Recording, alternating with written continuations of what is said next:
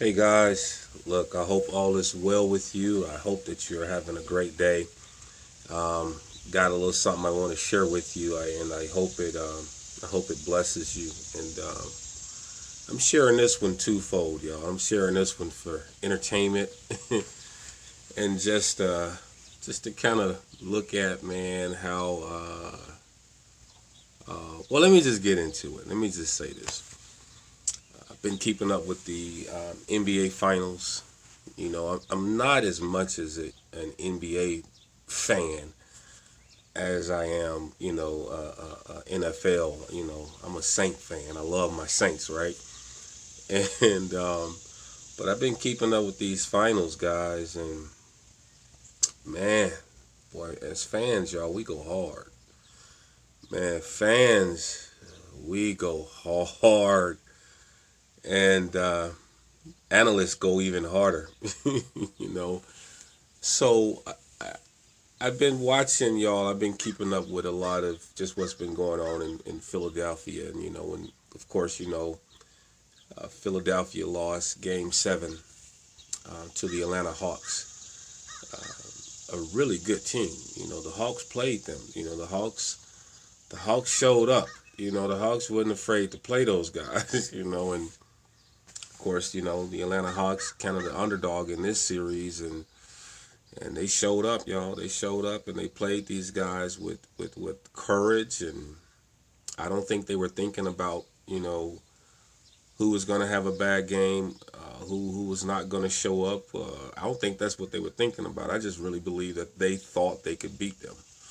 And I think as the series progressed, Atlanta really felt like they can beat them. But what I want to talk about is the aftermath of that loss and how the talk has been, who fault was it that they lost? Was it the coach's fault? Was it Doc Rivers' fault? Was it Ben Simmons? And man, boy, Philly fans don't play. Oh man, and I've watched people go in on Ben Simmons. And let me just talk about me now as a fan. I ain't talking about nobody else. I can't even run up down the court, y'all. I can't. 2 trips down the court, I gotta have a sub. Don't matter. I disregard the fact that I can't make no free throws. If I keep shooting them, I'm gonna hit some of them. But I don't know what my shooting percentage, my field goal percentage would be. Disregard the fact that I didn't get drafted. I ain't make it to the NBA. I wasn't good enough. I played high school ball, but I ain't get drafted. I wasn't good enough. Disregard the fact that if I take enough shots, if I shoot about 40 shots, y'all, I'm good for 15 of them now. Hey. If I shoot 40, I'm good for 15. You know how it is when we play spades. You know how it is. Your partner look at you and it's, partner, how many books you got? I said, man, I got 3 in a possible, man. Or I got 4 in a possible. Hey, if I take 15 shots, look, I take 40 shots, I'm making 15. I'm good for 15. But disregard the fact that I can't hold up out there. As fans, we know what we want, don't we? So, man, look, I take my hat off to Philly, man. I'm praying for Ben. Man, he's under a lot of, he's dealing with a lot of emotional and mental things right now as the fans are, and they're demanding a performance, and it doesn't matter if the fans are not athletic. It doesn't matter if the fans can't play the game. When they purchase that ticket, the fans demand what they want to see, and even if they don't know what they want to see, they want a W. They want to win. So I said all that to say this, man. It kind of remind me of a biblical parable, y'all. And maybe this what the owner of the vineyard felt. The owner of the vineyard had a tree in the vineyard. I want you to go and read it. But he had this tree that was a fig tree that was planted in the midst of his garden. And the owner, he signed a 3-year deal with this tree, man. He gave this tree 3 years to produce. And every year he would go out there and look up on that tree, and the record says he found no fruit there upon it. And so finally, y'all, that 3rd year, the owner, the owner of the team, came out and he looked and he says, "Man, look, for 3 years I've been looking for some fruit on this tree and I ain't got any. Cut it down. Why cumber it the ground that it sits on?" And so it comes a time, y'all, when the owner look up on you and the owner is ready to cut you down. You got to go. You ain't producing. You ain't doing what I thought you would do. I gave you a 3-year deal, and it ain't working.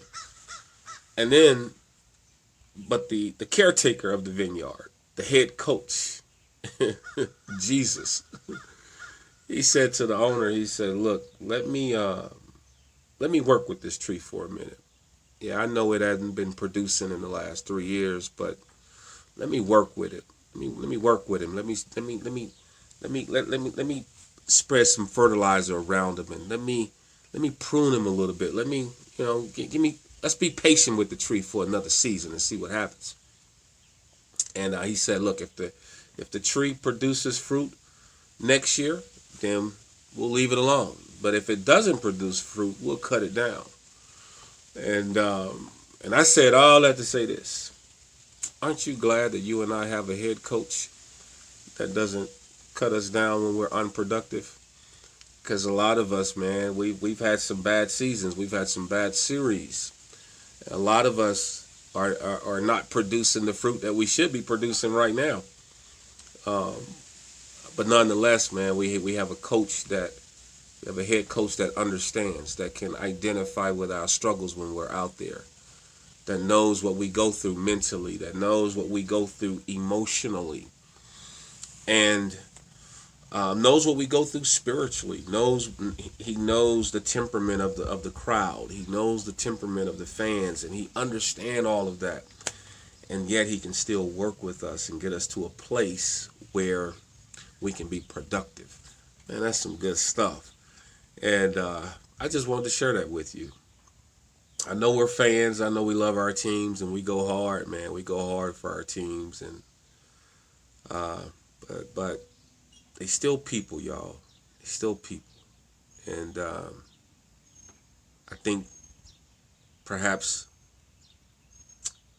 our demanding attitude in terms of the performance that we demand for them when they're on the field,